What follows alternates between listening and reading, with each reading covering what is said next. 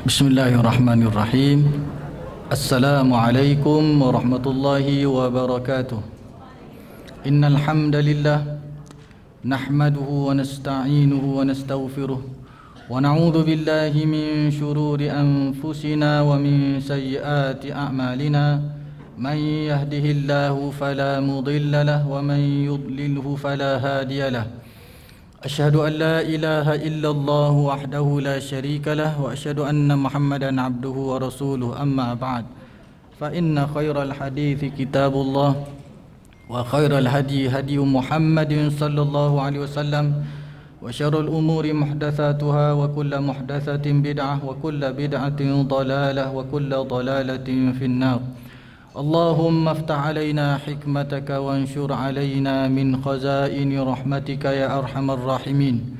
اللهم لا سهل إلا ما جعلته سهلا وأنت تجعل الحزن إذا شئت سهلا. اللهم الطف بنا في تيسير كل عسير فإن تيسير كل عسير عليك يسير.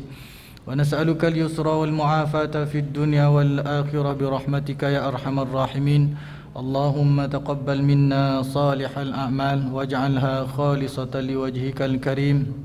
اللهم ألهمنا رشدنا وأعذنا من شر أنفسنا والحمد لله رب العالمين. Alhamdulillah, syukur kepada Allah Subhanahu wa taala. Pada pagi ini kita dipertemukan kembali dalam majlis ilmu kuliah Tafaqquh Fid Din. Mudah-mudahan pertemuan kita ini diberkati oleh Allah Subhanahu wa taala. Allah anugerahkan penambahan dari sudut ilmu dan juga amalan. Allah anugerahkan kepada kita istiqamah untuk kita beramal dengan apa yang telah kita pelajari. Dan ilmu fiqh ini adalah ilmu untuk kita melakukan ibadat dengan cara yang terbaik, yang maksimum pahalanya di sisi Allah Subhanahu wa taala. Semalam ada, tapi dia bukan pelajar tetaplah.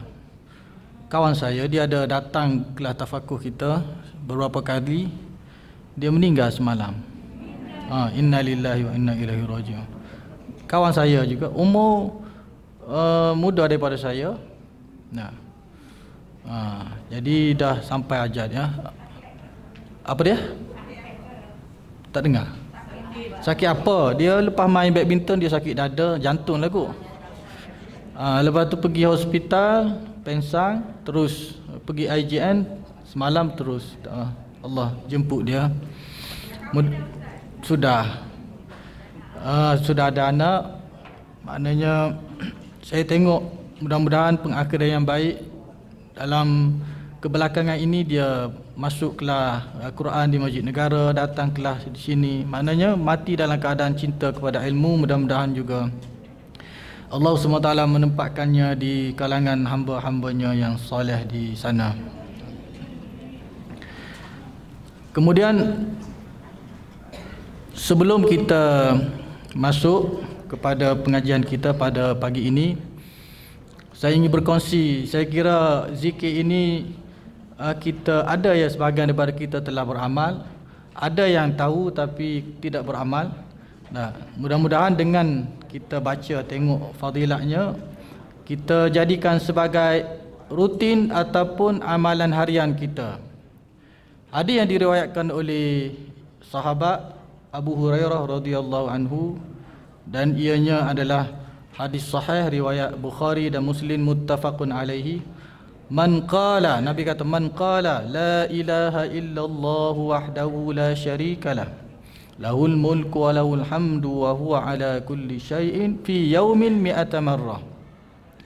Siapa yang berkata, mana berkata di sini berzikirlah, menyebut dengan lidahnya sehari 100 kali.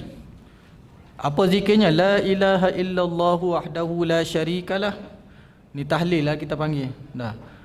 Lahul mulku wa lahul hamdu wa huwa ala kulli syai'in qadir 100 kali. Kanat lahu adla asyri riqab, Nabi kata. Pahala pertama seperti kalau dia berzikir sedemikian, seperti dia membebaskan 10 orang hamba. pahalanya 10 orang hamba. Wa kutiba lahu mi'atu hasanah, akan tercatat, akan dicatat pada catatannya 100 kebajikan.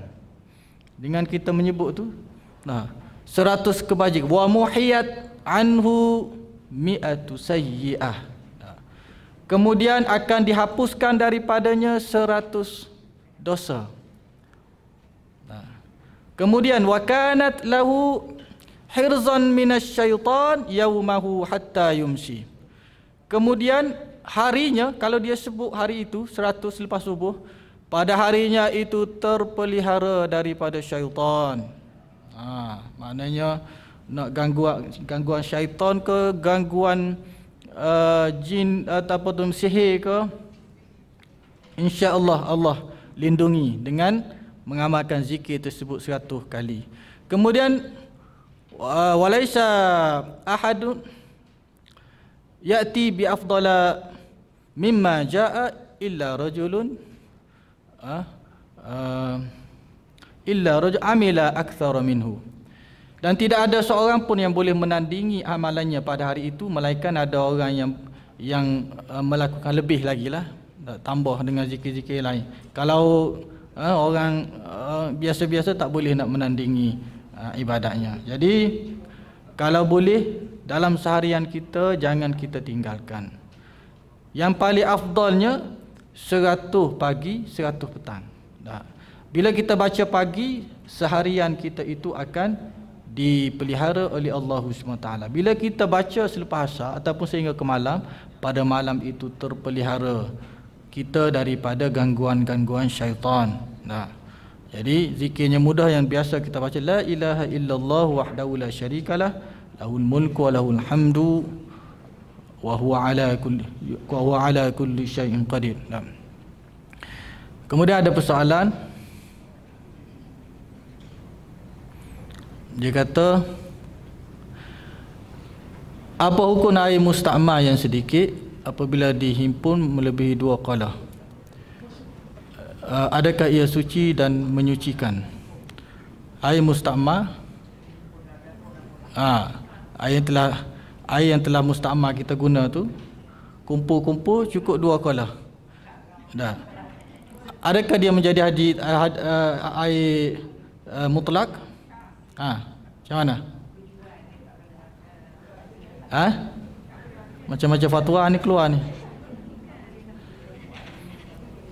Adakah dia bertukar menjadi air mutlak? Tak. Kenapa tak? Musta'mal 2 qalah. Dia tidak mutanajis, dia musta'mal saja. Tapi dia cukup 2 qalah selepas dikumpulkan. Al-ma'u idza balagha al-ma'u qullataini lam yunajjishu syai'.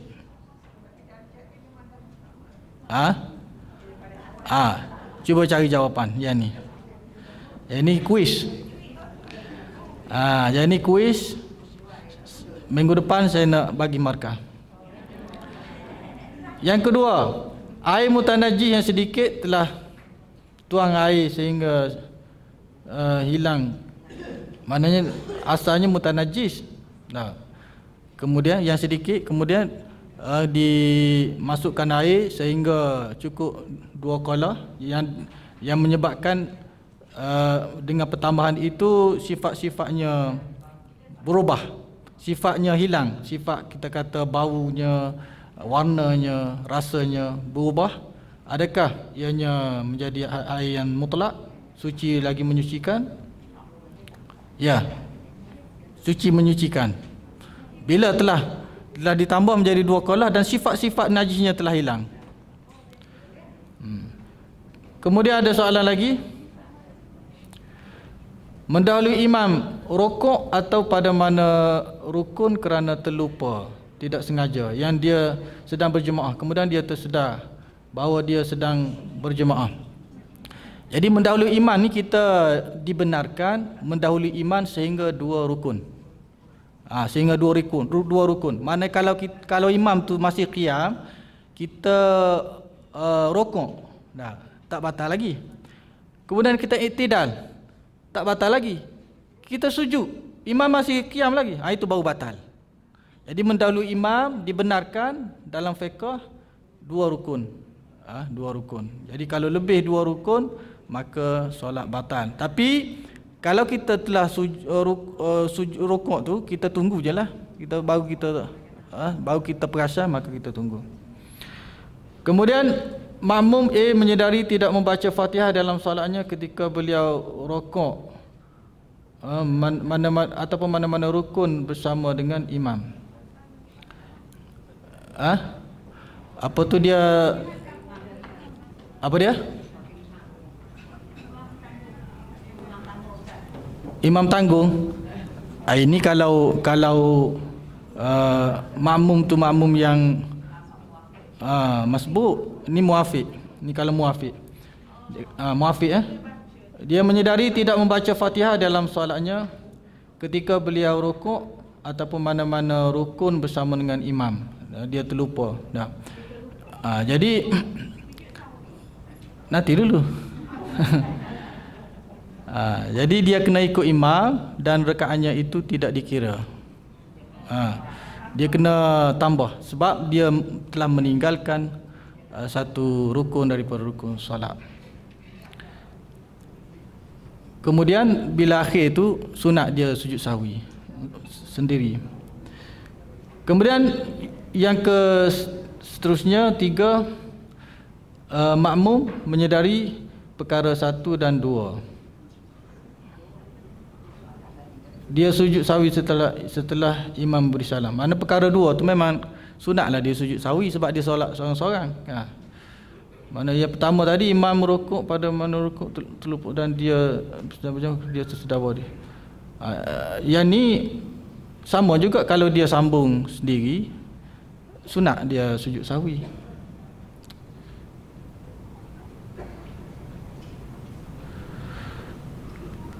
Kemudian kita masuk kepada tajuk kita pada pagi ini dalam kitab An-Nikah. Pada tajuk As-Sadaq. Apa maksud As-Sadaq? Mas kahwin. Mas kahwin. Begitu juga dalam Quran disebut sebagai ataupun dalam hadis sebagai mahrun, mahar. Juga dalam Quran, bahasa Quran di ujrah sebagai upah. Upah di situ bermaksud mas kahwin. As-Sadaq, hukum hakam yang berkaitan dengan as-sadaq, iaitulah mas kahwin. Pertama, hukum hakam berkaitan dengan mas kahwin, iaitulah ta'rif. Kita masuk kepada ta'rif mas kahwin. Mas kahwin itu al-malul ladzi wajaba 'ala az-zawji daf'ahu li zawjatihi bisababi 'aqdin nikah. Itu dari sudut fiqhnya. Dari sudut ta'rif istilahan, iaitulah harta yang wajib diberikan oleh suami kepada isterinya disebabkan berlakunya akad nikah yang wajib. Dan kita telah belajar sebelum ini, akad ataupun kita kata mas kahwin itu bukan salah satu daripada rukun nikah. Bukan salah satu, tetapi dia adalah wajib. Kalaupun ianya tidak disebut dalam akad, juga hukumnya wajib. Tetapi ketika ianya dalam suasana ataupun suasana tidak disebut dalam akad, maka ianya menjadi mahru misli. Mahru misli. Jadi kita akan belajar apa itu mahru, al-mahrul musamma wa al-mahru al-mithli. Mas kahwin yang dinamakan ataupun disebut, dan mas kahwin yang tidak disebut dalam akad. Jadi itu dia mas kahwin, iaitulah harta yang wajib. Hukumnya wajib. Maknanya bila wajib itu mesti dibayar oleh suami. Kalau dia tidak bayar macam mana? Dia berhutang. Itu makna wajib. Macam kita kata hutang itu adalah wajib. Selama mana dia tidak membayar, menjadi bebanan kepadanya untuk dibayar. Kalau dia mati tanpa membayar, maknanya mesti diambil daripada hartanya sebelum faraid dibayar. Kalau tak bayar juga, maka ruhnya akan tergantung di akhirat sana. Jadi wajib. Begitu juga maknanya mas kahwin ini wajib bagi suami membayar ataupun memberi kepada isterinya setelah berlakunya akad nikah, dengan berlakunya akad nikah. Jadi disebab dinamakan mas kahwin itu sebagai dengan as-sadaq. Kenapa mas kahwin dinamakan dalam fiqh as-sadaq?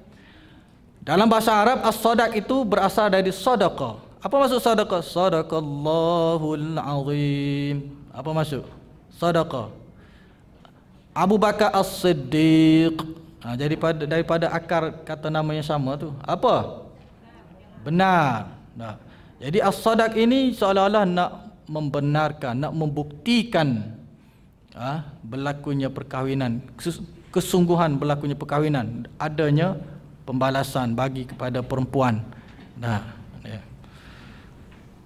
Sebagai lambang kebenaran, sedekah ni benar. Kebenaran keinginannya untuk berkahwin betul-betul. Bukan kata main-main. Aku betul-betul nak kahwin, ini duit mas kahwin ni. Maknanya sebagai bukti kepada kesungguhan seseorang itu berkahwin. Itu as-sadaq. Kemudian kita masuk hukum hakam mas kahwin. Pertama, hukum mas kahwin. Adakah mas kahwin itu wajib, sunat dan seumpamanya? Kita telah baca, kita pun telah tahu hukumnya. Sebagaimana kita baca takrifnya tadi, kita belajar takrifnya tadi, satu harta yang wajib diberikan oleh suami kepada isterinya dengan sebab berlakunya akad nikah. Jadi hukumnya mestilah wajib. Mas kahwin menjadi wajib ke atas suami sebaik saja akad nikah berlaku. Sebaik saja akad nikah berlaku. Dengan akad nikah itulah kita kata secara rasminya terjadinya perkahwinan, sahnya perkahwinan. Dengan akad nikah, dengan berlakunya akad nikah lah hukum-hukum perkahwinan sah, terpakai kepada pasangan. Kalau sebelum ini haram pergaulan, jadi halal. Kalau sebelum ni ibu mertua tidak mahram, jadi mahram. Jadi dengan sebab akad perkahwinan itu. Begitu juga di sini menjadi wajib mas kahwin itu ke atas suami sebaik saja akad nikah berlaku, wajib. Sama ada mas kahwin disebut dalam akad yang biasa kita dengar dalam perkahwinan, dengan mas kahwinnya sebanyak RM5,000 hutang contoh ya. Nak kahwin tak ada piti, hutang lah. Sekarang ini macam-macam nak kahwin tu, bank-bank dia ada package pinjaman untuk perkahwinan ada. 10,000 lulus segera untuk kahwin. Jadi sama ada dia kata mas kahwin itu disebut dalam akad dengan qadar tertentu ataupun tidak disebut. Sama ada disebut atau tidak disebut, wajib mas kahwin. Mas kahwin adalah wajib. Jika mereka bersepakat menafikannya, pasangan suami isteri, macam inilah, oleh kerana kita ni saling sayang menyayang, contoh tak payahlah abang bagi mas kahwin, kita tak payah. Walaupun kedua-duanya menafikannya, wajib mas kahwin, tetap hukumnya wajib. Kalau tidak disebut, dia akan menjadi mahrul mithli, iaitulah mas kahwin seumpama, yang sama dengan apa? Sama nilai dengan saudara-saudara perempuannya yang telah berkahwin ataupun dalam keluarganya yang telah berkahwin. Kalau tidak ada keluarga yang berkahwin, keluarga terdekat lokal ataupun perempuan setempat berapa. Persepakatan itu batal dan hukum mas kahwin tetap wajib. Walaupun kedua-duanya bersepakat untuk tidak mengenakan mas kahwin, tetap menjadi wajib juga dalam Islam. Hukumnya adalah wajib. Dalilnya di mana? Daripada Al-Quran, wa atun nisaa saduqatihinna nihlah. Dan berikanlah kepada perempuan-perempuan itu mas kahwin mereka sebagai pemberian yang wajib. Jadi di sini perbuatan suruh, wa atu berilah. Yang kita belajar dalam usul fiqh, al-amru yufidul wujub. Setiap fi'il amar atau perbuatan suruh bermaksud apa dia? Wajib. Maka di sini wajib Allah sebut wa atun nisa, berilah kepada perempuan. Perempuan ni mana? Isteri-isteri yang dikahwinilah. Nah, itu mas kahwin, pemberian yang wajib. Kemudian dalam ayat yang lain, famastata'tum bihi minhunna fa'atuhunna ujurahunna fariidah. Kemudian mana-mana perempuan yang kamu nikmati percampuran dengannya, ini setelah berkahwin, istimta' tu, menjadi isteri kamu, maka berikanlah mas kahwin mereka dengan sempurna sebagai satu ketetapan yang diwajibkan oleh Allah Subhanahu wa taala. Sama. Kemudian dalam ayat yang lain, wala junaha alaikum in talaqtumun nisaa ma lam tamassuhunna aw tafridu lahunna fariidah. Tidaklah kamu bersalah dan tidak kamu menanggung bayaran mas kahwin jika kamu menceraikan isteri-isteri kamu sebelum kamu sentuh, bercampur dengannya. Maknanya ini berlaku talak ataupun perceraian sebelum berlaku persetubuhan. Jadi nak cerita sini, bila keadaan sedemikian, maka tidak wajib mas kahwin. Mana suami tak perlu bayar mas kahwin kalau tidak berlaku persetubuhan. Tapi hukum asalnya wajib. Kalau berlaku persetubuhan, wajib bagi bagi suami membayar mas kahwin. Atau kamu menetapkan mas kahwin untuk mereka, maknanya sebelum tetapkan mas kahwin berlaku perceraian dah, maka tak perlu bayar pada ketika itu, pada situasi yang sedemikian. Jadi kita lepas ni kita akan masuk hukum khusus. Hukum asalnya mas kahwin adalah wajib, tapi ada hukum-hukum pengecualian. Contohnya separuh mas kahwin, macam mana situasi kalau suami tidak perlu memberi mas kahwin, seumpama tadilah. Tapi dia ada tajuk-tajuk dia, insya-Allah selepas ini. Dalil yang di atas tadi daripada Al-Quran, kemudian daripada sunnah. Sahal bin Sa'ad berkata, seorang perempuan datang menemui Nabi SAW dan menyatakan bahawa dia telah menyerahkan dirinya kepada Allah dan Rasul. Apa maksud dia telah menyerahkan diri? Maknanya dia datang menawarkan dirinya untuk menjadi isteri Rasulullah SAW. Jadi tidak ada masalah. Bukan di sini bermakna pergi mencari timba. Kalau orang tu, lelaki tu baik, tak ada masalah. Bukan satu keaiban. Perempuan menawarkan diri kepada lelaki yang soleh. Jadi perempuan itu datang menyerahkan dirinya kepada Allah dan Rasulnya, mana menawarkan dirinya menjadi isteri baginda SAW. Lalu baginda SAW bersabda, aku tidak berhajat kepada perempuan, dah cukup dah. Maknanya Rasulullah tak perlu. Maknanya dengan istilah kata Rasulullah reject lah. Rasulullah reject, tidak menerimalah pelawaan tersebut. Kemudian ada sahabat lain di sebelah. Kalau macam tu, ini peluang aku ni, sahabat tu kata ya. Rasulullah tak nak, kawinkanlah dengan aku dengannya. Kalau baginda SAW tak sudi, saya sudi. Dia duduk sebelah, tengok pula, cantik pula. Saya sudi, kawinkanlah dengan aku. Baginda menjawab, baginda kata, a'tiha thawba. Qala la ajidu. Qala a'tiha walau khataman min hadid. Beri kepadanya pakaian. Pakaian di sini maksud apa dia? Beri kepadanya pakaian. Pakaian di sini maksudnya sebagai mahar, sebagai mas kahwin. Dan beri di situ perbuatan suruh, maknanya wajib. Lalu dia kata, aku nak bagi baju aku pun sepasang ni kan. Tak ada yang lebih. Mana dia miskin sangat sahabat ni. La ajidu, aku tak ada pakaian nak bagi kepada dia sebagai mas kahwin. Lalu Nabi kata, a'tiha walau khataman min hadid, beri kepadanya walaupun sebentuk cincin daripada besi. Walaupun, maknanya maksud di sini walaupun benda sebagai mas kahwin itu nilainya rendah, beri. Beri kerana ia wajib beri.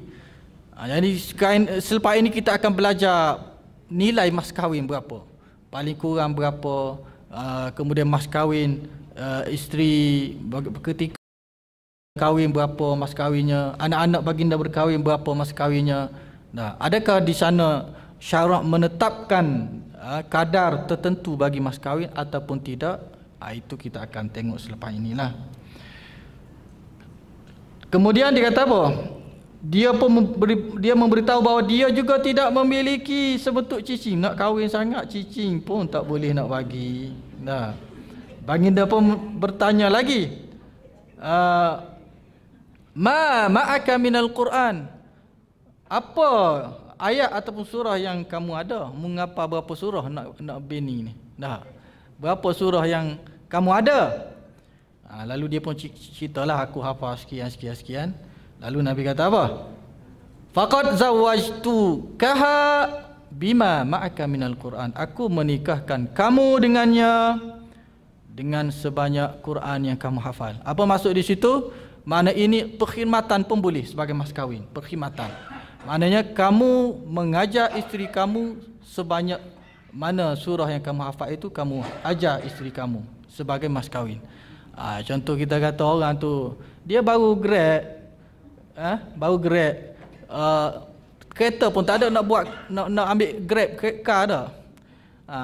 Dia pun hutang pun banyak keluar daripada habis belajar tu. Ada hutang, dia panggil apa? Hutang PTTN, PKINK PTTN. Tak apalah, yang pentingnya hutang. Berhutang. Jadi tapi setakat jadi juru nikah ni dan setakat yang saya berpengalaman, tidak pernah lagi saya berjumpa dengan mas kahwin perkhidmatan. Dengan mas kahwinnya kamu mengajarnya Quran sampai lancar contohnya. Tak pernah lagi lah berlaku. Tapi kalau kedua-duanya bersetuju, sah ke tak sah perkahwinan? Sah, boleh. Boleh ke tak boleh sebagai mas kahwin perkhidmatan tersebut? Boleh. Boleh. Cuma berlaku tak berlaku tu, itu soal kedua. Kita bercerita pasal hukum. Jadi berkahwinlah dengan perempuan itu dengan mengajar perempuan, mas kahwin dengan mengajar perkhidmatan, mengajar perempuan itu Al-Quran. Kemudian dalil daripada ijma' ulama. Jadi antara salah satu hukum, sumber hukum dalam Islam, kita ada Al-Quran yang paling tinggi, iaitulah ma'thur daripada sunnah. Kemudian kita ada ijma' dan kita ada qiyas. Itu empat yang disepakati oleh ulama mazhab lah. Yang lain tu berlaku perselisihan lah, sumber-sumber lain. Jadi ijma' ma ra'ahul muslimun la tajtami'ul ummati 'ala ad-dalalah. Nabi kata, umatku tidak akan berijma' dalam perkara yang sesat. Jadi ijma' ulama, semua ulama bersepakat bahawa mas kahwin adalah wajib dan tidak ada seorang pun yang mengingkari perkara ini. Jadi berlaku ijma' di kalangan ulama dan dalam semua mazhab mengatakan bahawa mas kahwin adalah wajib bagi suami lelaki kepada isteri. Kemudian yang ketiga, hikmah disyariatkan mas kahwin. Jadi untuk menyatakan kebenaran keinginan suami untuk hidup sebagai suami isteri secara mulia dan terhormat. Jadi nak menyatakan kebenaran tadi, hasrat dia untuk kahwin, dengan dibuktikan dengan pemberian tadi. Kemudian hikmah lain adalah membolehkan perempuan menyediakan keperluannya seperti pakaian dan pelbagai keperluan lain untuk memasuki kehidupan yang baru. Jadi kadang-kadang perempuan ni dia tidak bekerja.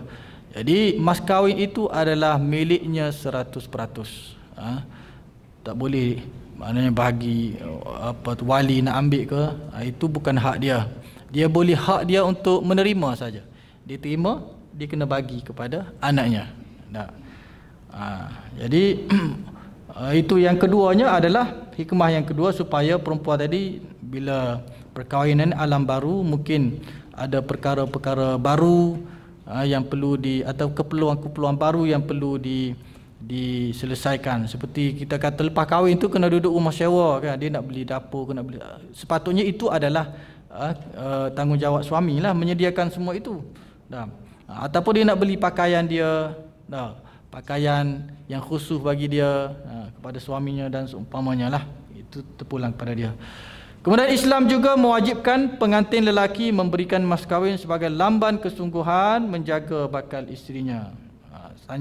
Tanda komitmen dia lah, tanggungjawab baru dia. Kalau sebelum ini dia menguruskan diri sendiri, sekarang dia perlu menguruskan rumah tangga, ada tanggungjawab kepada orang lain lagi, kepada isterinya. Dan hikmah ini juga tidak dapat dicapai jika perempuan keluar bekerja untuk mengumpulkan wang, kemudian diserahkan kepada bakal suaminya sebagai mas kahwin. Jadi hukum, kita kata dari sudut hukum bekerja pun tidak wajib bagi perempuan. Yang wajib menjadi wajib bekerja, mencari nafkah, memberi nafkah ni adalah lelaki. Jadi kalau perempuan tu dia keluar bekerja tu, itu kena melalui syarat-syarat, dibenarkan oleh wali, diizinkan oleh suami. Kemudian ketika dia bekerja itu, dia menjaga batas-batas pergaulan dan mengetahui statusnya sebagai isteri orang. Jadi dengan itu kebenaran bersyarat perempuan berkahwin. Jadi kalau perempuan berkahwin tidak mencapai matlamat itulah. Jadi sebagaimana yang berlaku dalam adat agama lain di India contohnya, siapa yang mengeluarkan mas kahwin?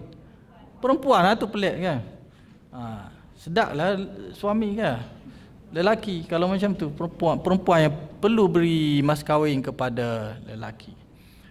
Tapi dalam Islam sebaliknya hukum. Kemudian yang keempat, menyebut mas kahwin ketika akad. Adakah wajib?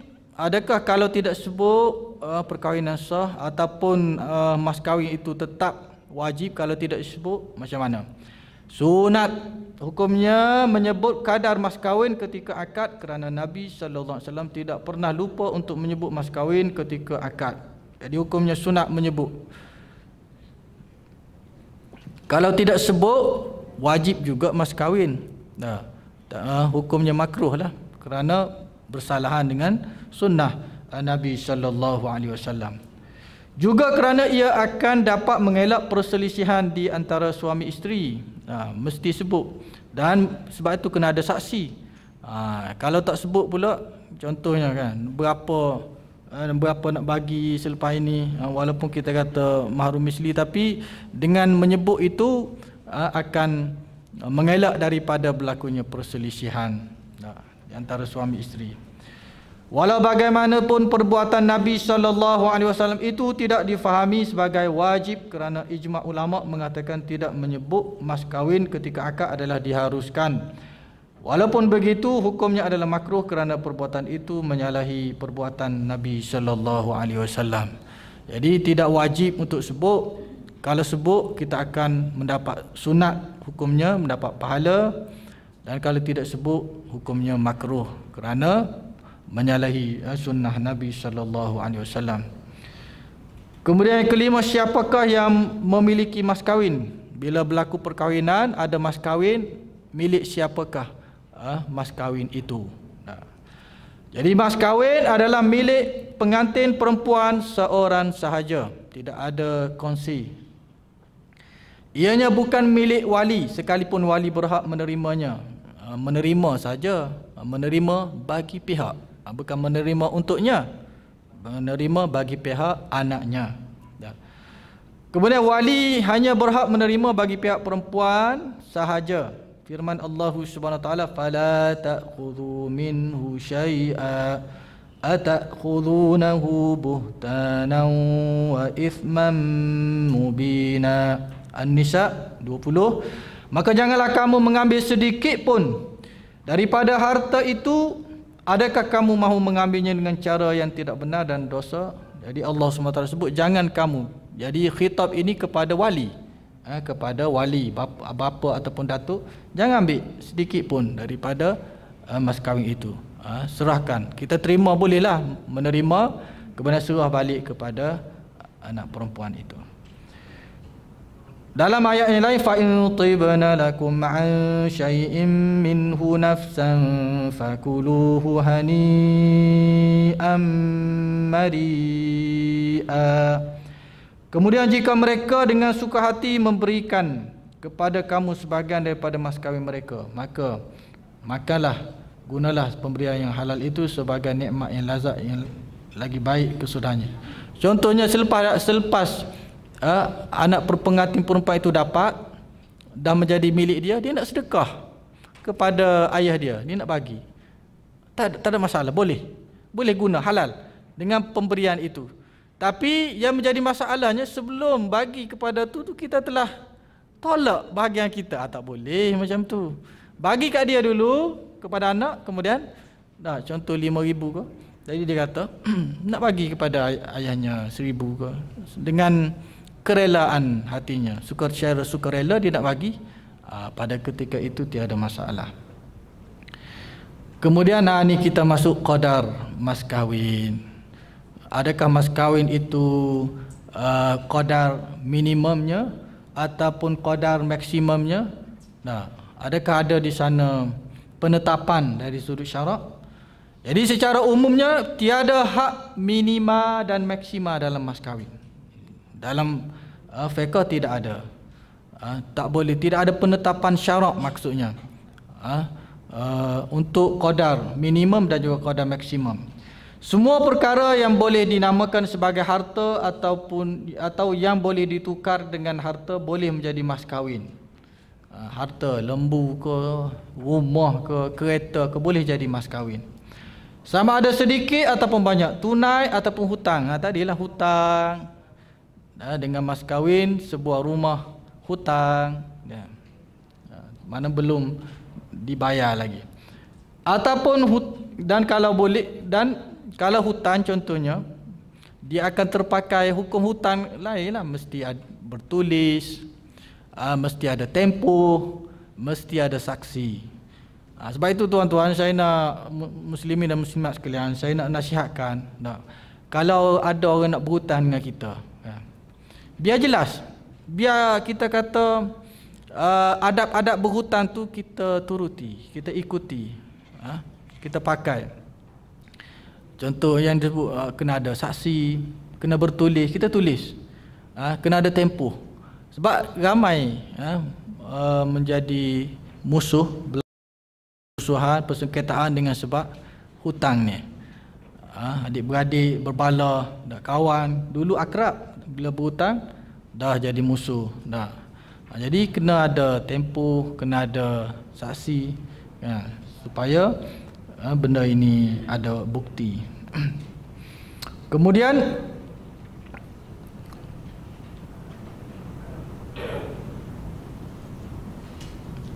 begitu juga perkara-perkara yang boleh memberikan manfaat, perkara yang bermanfaat, sejadah, duit, rumah, mengajar, ini khidmat, kemahiran dan sebagainya. Semua tu sah dan boleh dijadikan sebagai mas kahwin. Wa uhilla lakum ma wara'a dzalikum an tabtaghu bi amwalikum muhsinin, dan dihalalkan bagi kamu perempuan-perempuan yang lain daripada yang tersebut itu untuk kamu mencari isteri dengan harta kamu secara bernikah. Ayat di atas menyebut harta secara mutlak. Harta maknanya benda yang bernilai lah, tidak dinyatakan secara terperinci. Maknanya semua benda yang ada nilai, yang boleh ada manfaat, boleh dijadikan sebagai mas kahwin. Seumpama dalam hadis baginda SAW bersabda, "A'tiha walau khataman min hadid." Berilah kepada pengantin perempuan mas kahwin walaupun cuma sebentuk cincin besi. Ini nak cerita bahawa walaupun benda itu dari sudut nilainya rendah, tidak ada masalah, sah dari sudut untuk dijadikan sebagai mas kahwin. Begitu juga Amir bin Rabi'ah berkata, seorang perempuan daripada Bani Fazarah berkahwin dengan mas kahwin sepasang kasut. Lalu Rasulullah SAW bertanya, adakah kamu bersetuju dengan mas kahwin sepasang kasut untuk dirimu dan hartamu? Perempuan itu menjawab, ya, naam. Maka Nabi mengharuskannya. Walaupun sepasang kasut sebagai mas kahwin, boleh, tidak ada masalah, sah sebagai mas kahwin.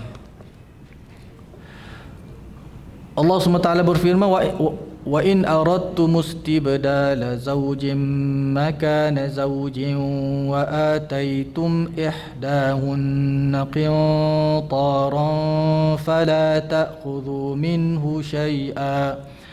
Dan jika kamu hendak mengambil isteri, iaitulah perkahwinan baru, menggantikan isteri yang lama, isteri lama diceraikan, sedangkan kamu telah pun memberi kepada seorang di antara mereka, iaitulah kepada isteri lama, harta yang banyak, maka janganlah kamu mengambil sedikit pun daripadanya. Maknanya walaupun mas kahwin diberi sebelum ini banyak, jangan ambil. Jadi ayat di sini banyak, maknanya tidak ada masalah nak bagi mas kahwin dengan banyak, sebab disebut sini banyak dalam Al-Quran. Jadi jangan ambil balik selepas bercerai. Ayat ini mengharuskan suami memberikan harta yang banyak kepada isterinya. Ini menunjukkan bahawa tidak ada kadar maksimum bagi mas kahwin. Maknanya minimum pun tidak ada qadar, maksimum pun tidak ada qadar. Cumanya Nabi SAW menyebut dalam hadis baginda, aktsaru nisa'i barakatan aqallahunna mahra. Antara perempuan yang paling banyak keberkatannya adalah yang paling kurang mas kahwinnya. Adalah hadis-hadis yang memberi galakan kepada kita supaya tidak meninggikan mas kahwin. Ada. Cuma kita dalam syarak tidak ada dalil ataupun nas yang menentukan jumlah qadar minimum dan juga qadar maksimum bagi mas kahwin. Walau bagaimanapun disunatkan memberi mas kahwin tidak kurang daripada 10 dirham. Tidak kurang daripada 10 dirham untuk mengelak daripada al-khuruju anil khilaf, untuk keluar daripada khilaf atau perselisihan pendapat. Ini adalah qadar minimum yang diguna pakai dalam mazhab Hanafi. Jadi kalau boleh tidak kuranglah ni dari sudut nilainya dengan 10 dirham. Jadi 10 dirham ni berapa? 1 dirham sekarang ini kalau kita cek dalam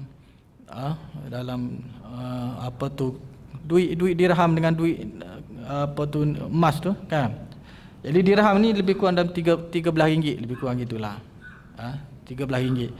13 kali 10 dirham 130 ringgit. Kalau boleh jangan kurang 130 ringgit lah nilai. Nak beli kasut ke, nak beli apa ke, kalau boleh.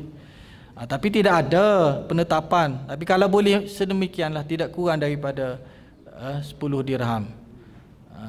Kalau nak nilai kita dalam 130 ringgit. Begitu juga mas kahwin digalakkan agar tidak lebih daripada 500 dirham. Tidak lebih. Kalau lebih tak apa, sah, tapi digalakkan tidak lebih daripada 500 dirham. Kenapa? Inilah jumlah mas kahwin perkahwinan anak-anak dan juga isteri Rasulullah sallallahu alaihi wasallam. Maknanya waktu Rasulullah berkahwin pun mas kahwinnya lebih kurang 500 dirham. Jadi 500 dirham kali dengan 13 ringgit berapa keluar? 6,500. Tapi sekarang ni 10,000, 20,000 tu biasa. Tapi dia berbeza dengan adat negeri ya. Kalau di Kuala Lumpur mas kahwin sebanyak RM80 tunai. Nah, tapi yang besarnya apa? Hantaran. Kan? Tapi Kelantan tak? Kelantan hantaran itulah mas kahwin. Dia akan sebut dalam akad dengan mas kahwinnya sebanyak RM10,000. Itu adat di Kelantan macam tu. Dengan mas kahwinnya RM6,000. Hantaran tu tak ada, hantaran tu kasut-kasut tu biasalah. Tapi duit tu Itulah yang disebut dalam mas kahwin.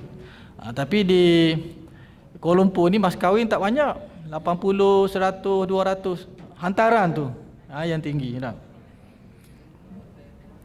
Jadi di sini maknanya kalau digalakkan tidak lebih daripada 500 dirham lah, kerana itulah yang berlaku perkahwinan anak-anak baginda SAW dan perkahwinan baginda SAW sendiri.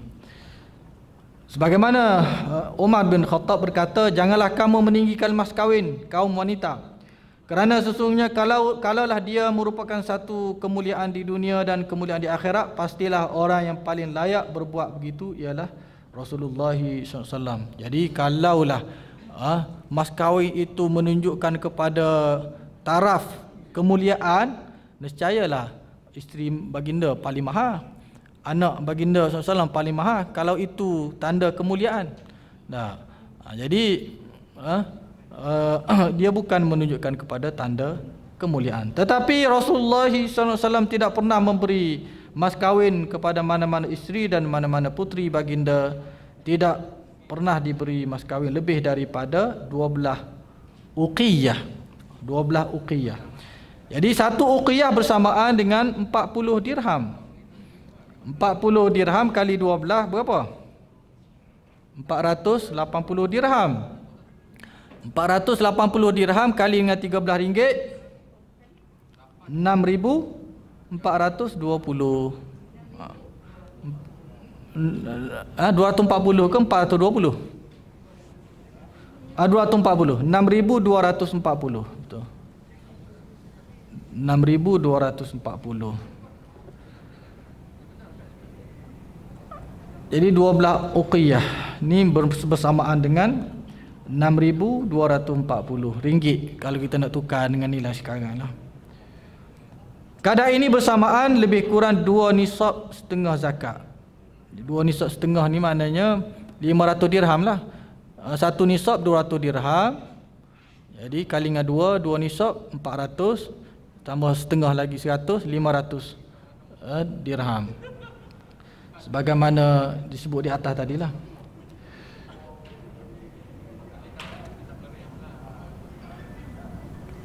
Kemudian yang ketujuh, menyegerakan atau menangguhkan mas kahwin.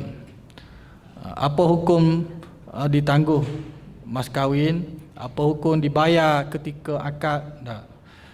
Tidak disyaratkan menyegerakan pemberian mas kahwin. Bukan kata syarat mesti mas kahwin itu kena ada pada ketika akad. Tidak syarat sedemikian. Bahkan sah hukumnya dengan menyegerakan kesemua jumlah mas kahwin sebelum berlakunya persetubuhan. Sah juga menangguhkan pemberian mas kahwin atau menangguhkan sebahagiannya sehingga selepas berlakunya persetubuhan. Boleh. Boleh. Maknanya tidak disyaratkan untuk pemberian mas kahwin kepada isteri itu disegerakan ketika akad berlaku. Walau bagaimanapun, penangguhan tersebut mestilah ditentukan tempohnya. Ini kerana mas kahwin adalah milik isteri. Hutang mesti ada tempoh. Dia berhak meminta disegerakan atau menangguhkannya. Isteri berhak. Kalau dia kata sebelum malam pertama dia kata dia nak, mesti diberi kepadanya.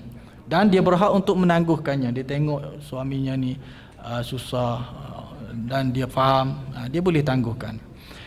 Jika mas kahwin diminta supaya disegerakan, isteri mempunyai hak untuk menolak persetubuhan dengan suaminya sehingga mas kahwin disegerakan, diterima. Kalau tak bagi, malam ni tak nak tidur, dia kata. Tidur kat luar, nak mas kahwin dulu. Jadi dia berhak. Jadi selagi tak bagi, selagi itulah tak boleh tidur bersama. Jadi kalau boleh tu sedia awal-awal lah mas kahwin lah. Takut ada isteri-isteri yang cerdik kan. Dia kata no, dia kata. Kemudian jika penyerahan mas kahwin dibenarkan untuk ditangguhkan, isteri tidak berhak menolak persetubuhan dengan suaminya. Jadi dia benar untuk ditangguh, tiba-tiba suaminya nak bersama dia tak bagi, tak boleh lah sebab dia dah benar ditangguh kan. Ini kerana dia rela dengan penangguhan tersebut, dengan itu dia tidak berhak untuk menolak. Kalau dia nak segera, isteri tak bagi, kemudian dia berhak untuk menolak ajakan bersama dengan suami itu. Kemudian hukum seterusnya, mas kahwin diberikan sepenuhnya, separuh atau tidak dikenakan mas kahwin langsung. Ini hukum yang saya sebutkan tadi. Yang pertama, suami wajib memberikan keseluruhan mas kahwin. Dalam situasi mana, dalam keadaan mana? Yang pertama, apabila suami telah menyetubuhi isterinya, pada ketika itu wajib. Kalau disebut 5,000, wajib 5,000 itu mesti diberi kepada isterinya. Suami wajib memberikan kesemua mas kahwin sama ada persetubuhan itu dalam keadaan halal, maksudnya ketika suci, ataupun persetubuhan dalam keadaan haram, hukumnya haram, atau berlaku persetubuhan itu ketika isteri dalam keadaan yang penting berlaku persetubuhan, maka wajib dia bagi semua mas kahwin. Sebaik saja suami menyetubuhi isterinya, dia diwajibkan membayar keseluruhan mas kahwin kerana ia telah memenuhi syarat perkahwinan diadakan, iaitulah istimta', iaitu merasai bersetubuh.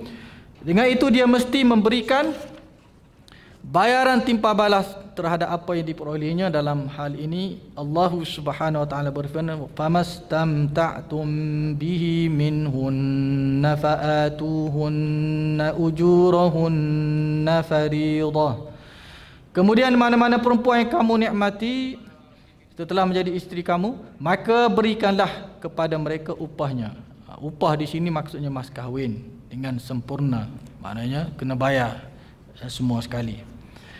Maksud kamu menikmati istimta' di sini adalah persetubuhanlah. Kemudian maksud upah itu mas kahwin. Mas kahwin dinamakan upah di sini kerana suami mesti membayar sesuatu sebagai balasan kepada faedah yang telah diperolehnya, iaitu istimta' tadi. Faedah itu didapati ialah persetubuhan itulah. Kemudian Sayyidina Umar berkata, mana-mana lelaki yang mengawini seorang perempuan lalu dia menyentuh di sini maknanya berlaku persetubuhan, maka dia wajib membayar mas kahwinnya dengan sempurna, maknanya kena keseluruhan sekali. Tu hukum yang pertama, maknanya suami wajib memberikan semua nilai mas kahwin yang disebut dalam akad ataupun mahrum misli, semua sekali dia kena bayar sekiranya berlaku apa? Persetubuhan setelah berkahwin. Itu situasi pertama. Kemudian situasi yang kedua, salah seorang daripada suami ataupun isteri meninggal dunia, sama ada sebelum persetubuhan ataupun selepas persetubuhan. Mana lepas akad nikah, contohnya berlaku persetubuhan malam pertama, meninggal, wajib bayar seluruh. Ataupun lepas akad nikah, sebelum malam pertama, salah satu pasangan meninggal, wajib kena bayar mas kahwin secara keseluruhannya. Itu situasi kedua. Iaitulah situasi kedua bagi hukum membayar mas kahwin secara keseluruhannya suami. Kemudian yang kedua, hukum yang kedua, suami memberikan separuh mas kahwin bila situasinya suami memberikan separuh mas kahwin kepada isteri. Dua keadaan. Pertama, suami menceraikan isterinya selepas akad nikah yang sahih dan mas kahwin disebut dengan jelas. Perceraian berlaku sebelum suami menyetubuhi isteri. Kalau selepas berhias. Dia panggil berhias ke? Maknanya sebelum berlaku persetubuhan dia cerai, separuh mas kahwin kena bayar kepada isteri. Tapi kesianlah, kalau buat apa nak kahwin kalau macam tu. Baik tak payah kahwin awal-awal, kesian. Dah ada status pula dipanggil janda, walaupun dia masih belum disentuh, tapi bila dah berlaku perceraian tu, orang panggil janda dah. Itu. Kemudian dalilnya wa in talaqtumuhunna min qabli an tamassuhunna wa qad faradtum lahunna fariidatan fanisfu ma faradtum. Dan jika kamu menceraikan mereka, itulah isteri, sebelum kamu menyentuhnya, padahal kamu telah menetapkan qadar mas kahwin untuk mereka, maka mereka berhak mendapat separuh daripada mas kahwin yang kamu telah tetapkan. Ini jelas disebut dalam Al-Quran surah Al-Baqarah. Itu situasi pertama. Situasi kedua, suami tidak perlu memberikan mas kahwin. Tadi separuh kan? Ini tak perlu langsung. Macam mana? Suami tidak perlu memberikan mas kahwin jika isteri berpisah dengan suaminya sebelum berlakunya persetubuhan. Maknanya dengan sebab isteri. Tadi suami yang menceraikan. Ini perceraian itu berpunca daripada pihak isteri. Contoh apa dia? Ia berlaku disebabkan isteri. Punca daripada isteri. Seperti apa? Isteri memeluk Islam yang menyebabkan perkahwinan itu terfasah. Begitu juga jika dia murtad, isteri murtad, atau meminta fasakh disebabkan kecacatan suami, isteri yang meminta fasakh, atau suami memfasahkan perkahwinan kerana kecacatan. Suami minta fasakh kerana berpunca daripada kecacatan daripada isteri itu. Jadi dalam situasi ini maknanya puncanya daripada isteri, daripada pihak isteri, tak perlu suami membayar mas kahwin. Semua keadaan di atas menyebabkan mas kahwin tidak perlu diberikan kerana isterinya penyebab kepada terungkainya ikatan perkahwinan mereka dan berlaku berdasarkan pilihannya. Mana isteri yang memilih untuk bercerai. Dia telah menghilangkan hak suami untuk menyetubuhinya, dengan itu hilanglah haknya untuk mendapat mas kahwin. Ini situasi di mana suami tidak perlu membayar mas kahwin. Maknanya puncanya sebabnya daripada isteri. Kemudian kita masuk mahrul mithli yang kita sebut tadi.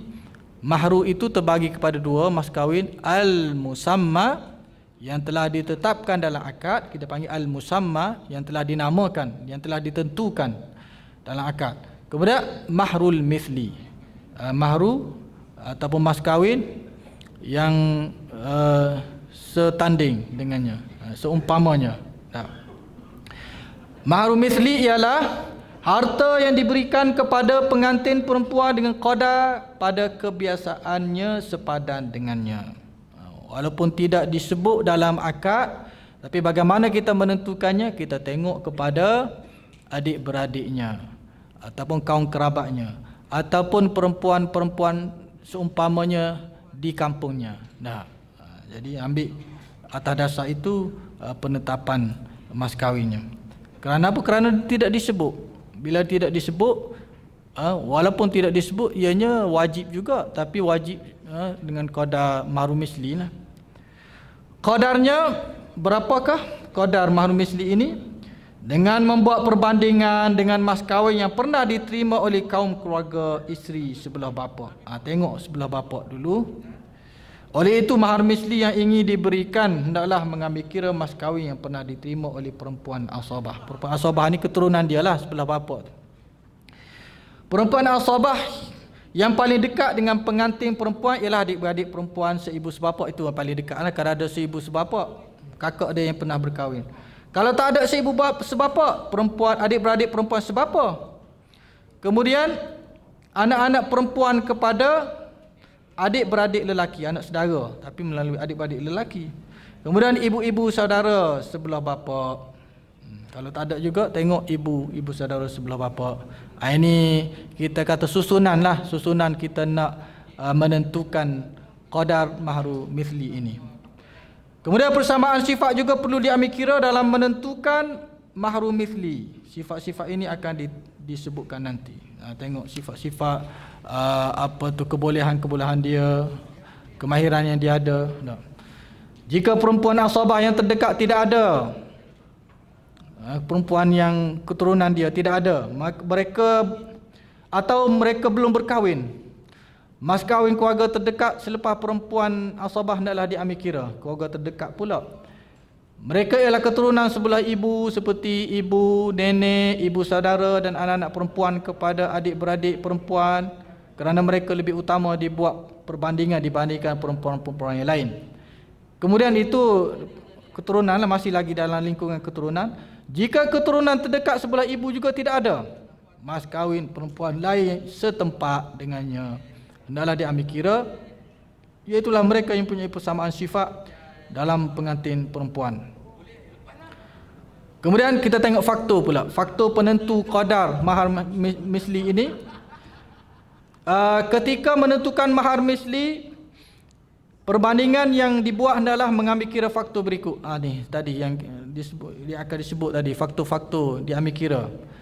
Umur, kecerdikan, kecantikan, ini semua diambil kira ni. Kedudukan keuangan, mulia diri, beragama, ketakwaan, keilmuan, masih dara, janda dan semua perkara yang boleh dijadikan penilaian yang sahih. Ini kerana kadar mas kahwin berbeza dengan berbezanya sifat-sifat ini.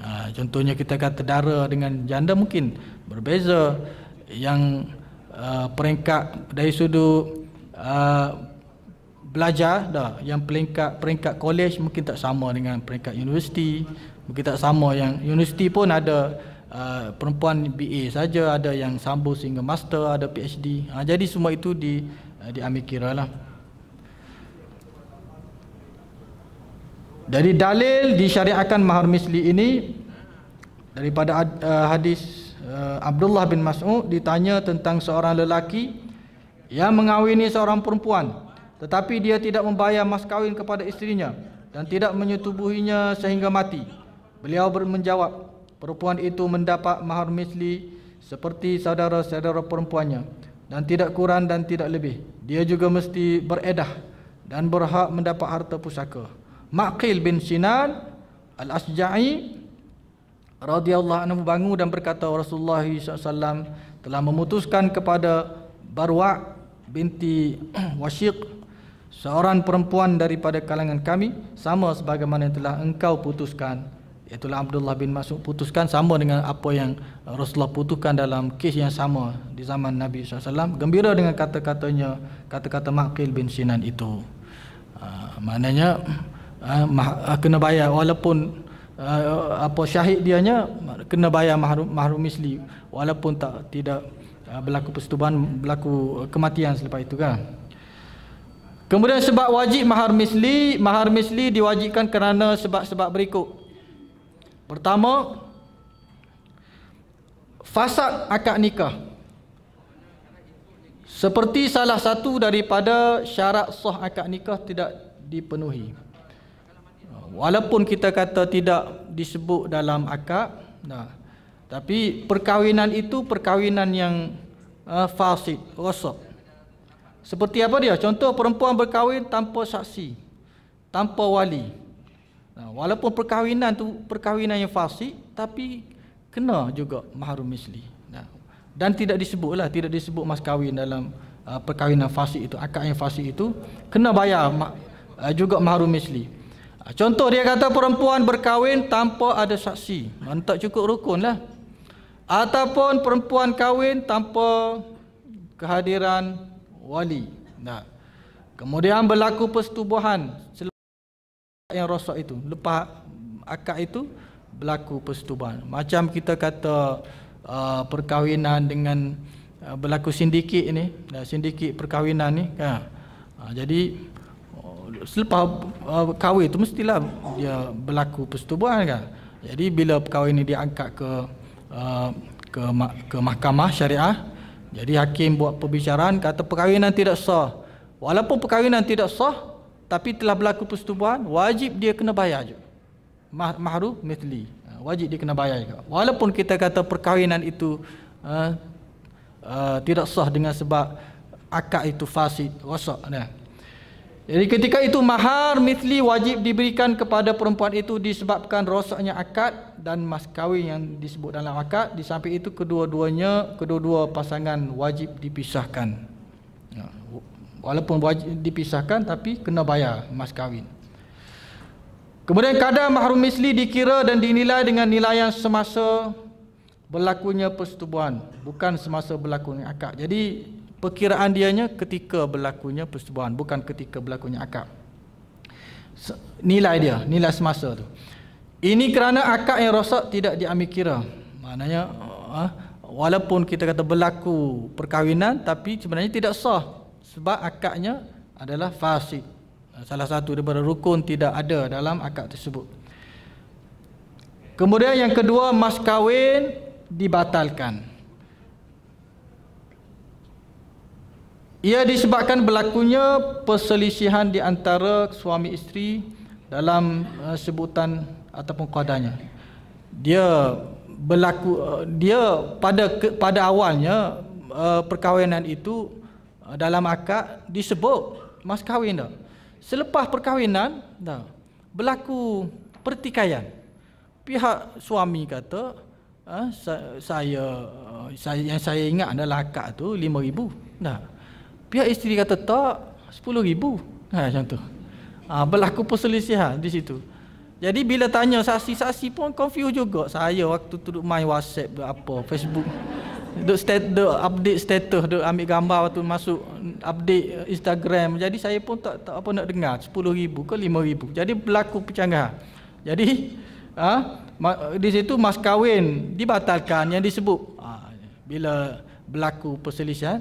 Jadi yang dibayarnya apa? Jadi kita tengok, jika berlaku perselisihan dalam sebutan mas kahwin seperti isteri berkata, adalah akad kamu menyebut mas kahwin untuk aku, tetapi suami pula menjawab, aku tidak menyebut mas kahwin dalam akad, maka isteri hendaklah bersumpah untuk membuktikan dakwanya. Begitu juga suami bersumpah, kemudian mas kahwin dibatalkan dan wajib dikenakan mahar misli. Jadi hak kata 10,000 pun tak sah, hak kata 5,000 pun tak sah. Kita tengok mahrul misli. Jadi tengok kakak dia, 7,000, tak apa 7,000 lah. Nah. Begitu juga apabila berlaku perselisihan mengenai qadar mas kahwin, seperti isteri kata 2,000, contoh yang saya bagi tadi. Suami pula kata 1,000. Isteri mestilah nak banyak kan? 2,000. Tak, 1,000. Nah. Berkeras, masing-masing berkeras, kedua-duanya hendaklah minta sumpah. Sumpah, wallahi, dah. Isteri kata 2,000. Wallahi 1,000. Nah, kemudian mas kahwin tersebut dibatalkan. Bila akad ni maksud dibatalkan di sini hakim yang membatalkan. Sampai pergi kepada hakim ni nak apa tu pasal mas kahwin ni ni akan menyebabkan mereka dan keluarga mereka malulah. Jadi dan diwajibkan dikenakan mahrum misli bila berlaku pertikaian. Kemudian mas kahwin disebut dengan sebutan yang merosakkan. Jadi mas kahwin ketika disebut dalam akad itu, iaitulah sebutan yang merosakkan. Seperti apa dia? Seperti contoh pertama, mas kahwin yang disebut bukanlah harta yang diiktiraf oleh syarak. Contohnya dia kata, aku nikahkan kamu dengan sekian-sekian dengan mas kahwinnya 2 dozing arak, contoh. Yang benda dahlah arak itu adalah benda yang diharamkan oleh syarak. Jadi mana boleh jadi mas kahwin, tidak bernilai. Dari sudut syarak tidak ada nilai. Syarak tidak memberi nilai kepada perkara haram. Itu. Jadi babi ke sekandang babi, contoh kan. Kalau nak jual mahal tu jual ke orang Cina ke apa yang makan babi, Thailand ke dah. Tapi tidak boleh kerana syarak tidak memberi nilai kepada perkara-perkara yang haram. Jadi rosak. Walaupun dia sebut sekandang babi, tapi dari sudut realiti hukumnya dia jadi mahru misli. Naklah berbentuk harta ataupun yang boleh ditukar dengan harta. Perkara-perkara yang disebut di atas adalah bukan harta dari sudut syarak. Jadi benda haram ni bukan harta. Riba kau contohnya, rasuah kau bukan harta. Islam tidak mengiktiraf sebagai harta. Harta yang adalah sumber yang halal. Sumber yang haram bukan harta. Kedua, harta yang disebut dalam mas kahwin bukanlah harta miliknya. Saya kahwinkan kau dengan mas kahwin sebanyak 7 ekar tanah milik orang lain. Bukan milik suami tu, milik orang lain. Harta orang lain dijadikan mas kahwin dia. Mana boleh macam tu. Tidak boleh dimiliki. Memberikan sejadah ataupun sejadah ni dia rompok. Ataupun duit dia nak ni duit rompokan. Bank jadikan sebagai mas kahwin. Jadi bukan miliknya seperti sejadah yang dirampas sebagai mas kahwin, tak boleh. Jadi dengan itu bertukar menjadi mahru misli. Ketiga, lelaki mengahwini 2 perempuan atau lebih dengan 1 mas kahwin. Oh, dia datang kata A, B, C depan dia. 3 orang isteri. Jadi kamu ni aku bayar dengan 1 mas kahwin saja. Dah. Banyak cantik dah. Lelaki mengahwini 2 orang perempuan atau lebih dengan 1 mas kahwin saja. Akad nikah itu sah. Walaupun akad nikah sah berlaku serentak, tapi masing-masing kena bagi.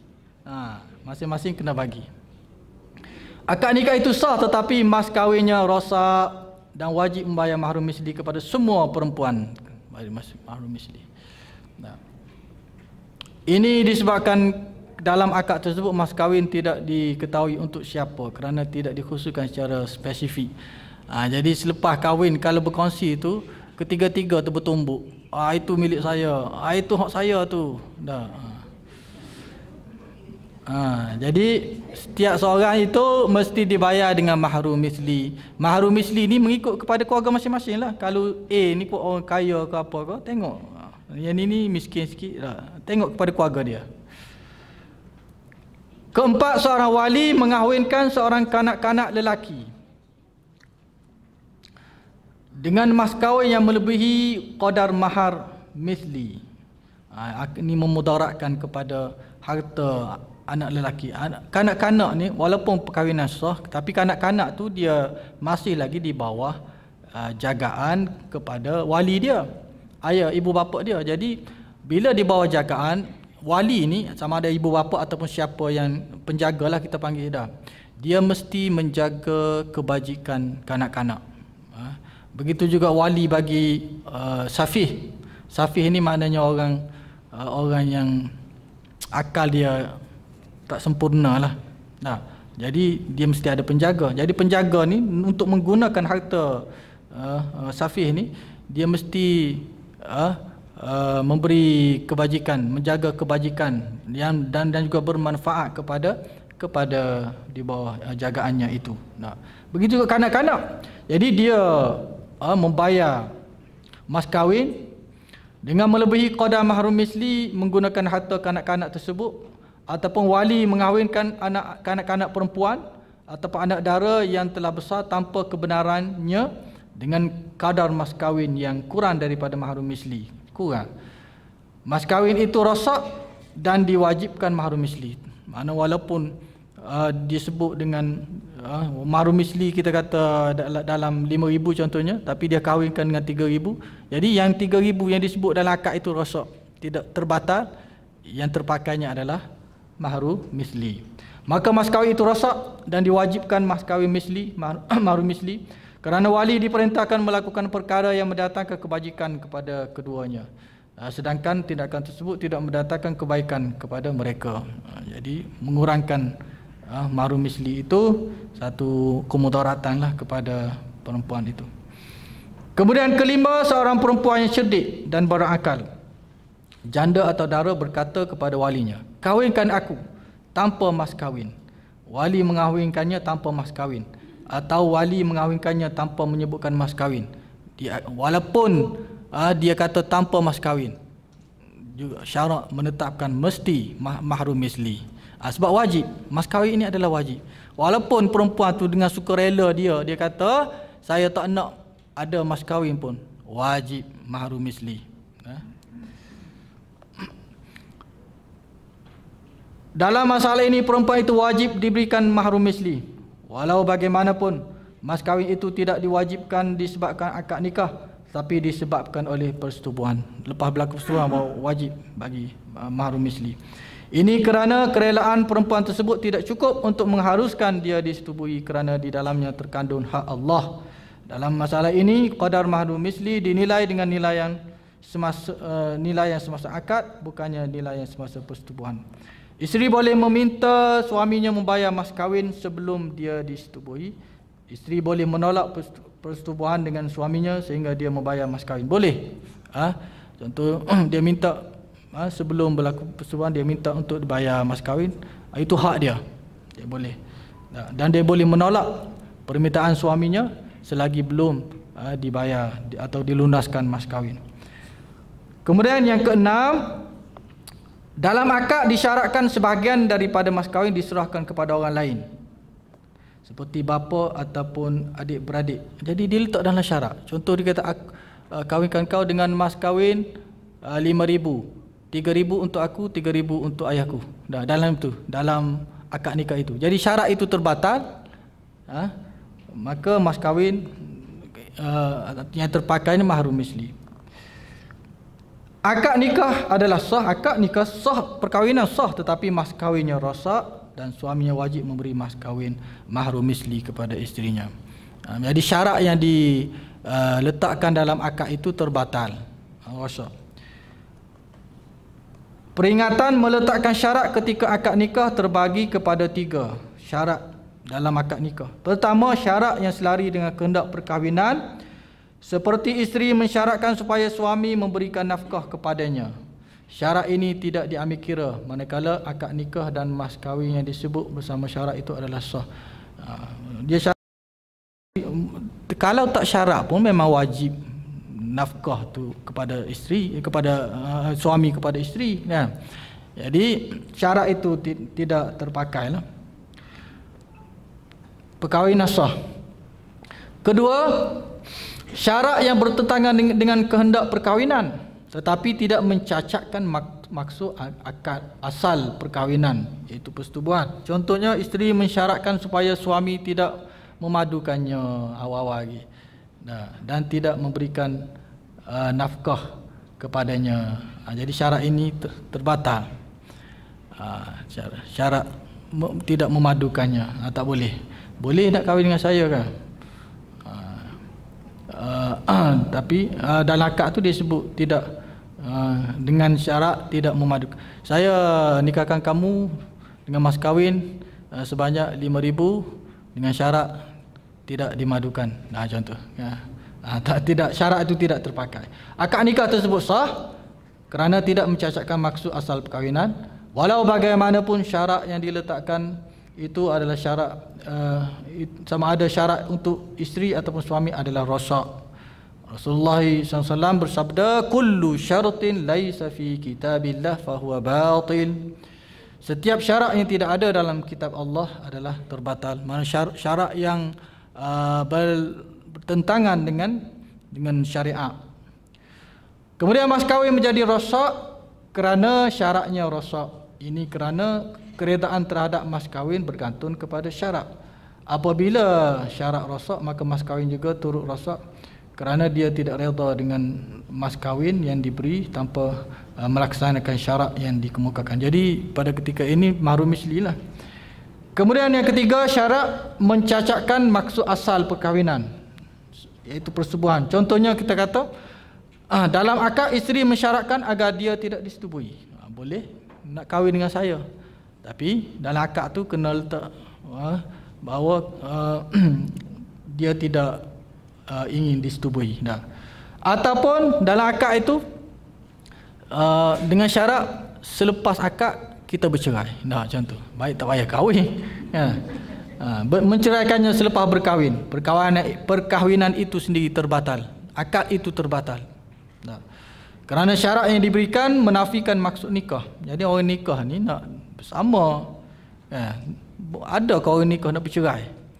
Jadi bertentangan dengan maksud perkahwinan. Oleh itu syarat yang diberikan membatalkan perkahwinan tersebut. Jadi insya-Allah pada minggu hadapan kita masuk mut'ah. Apa yang dimasukkan mut'ah? Jadi mut'ah di sini bukan kahwin mut'ah ni. Ini maksud lain yang kita akan tengok pada minggu hadapan. Sebelum itu kalau ada pertanyaan boleh kemukakan. Kalau tidak ada, alhamdulillah.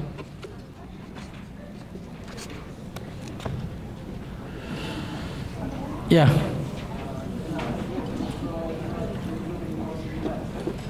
Ah? 3 7 5 9.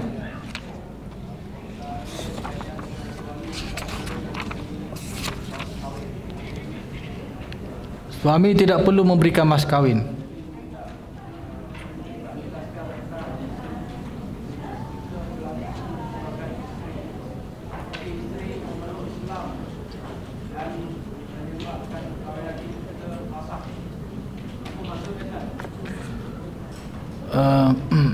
Ia berlaku sebagai isteri, seperti isteri memeluk Islam yang menyebabkan perkahwinan itu terfasakh.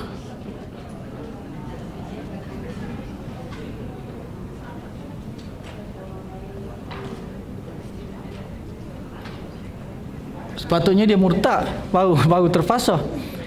Kalau itulah saya pun tengok kalau murtad ayat yang kedua tu. Begitu juga jika dia murtad. Seperti isteri memeluk Islam yang menyebabkan perkahwinan itu terfasakh. Maknanya sebelum ini isteri itu tidak Islam. Kalau maksud di sini perkahwinan sesama orang kafir ni. Tapi kita tidak ada kita tak bincang dalam fiqh. Perkahwinan orang kafir itu sama-sama dia mengikut agama dia itu sah. Kalau dia masuk Islam pun tak payah. Kalau dua-dua masuk Islam tak payah dia akad semula. Saya rasa macam ayat dia salah lah.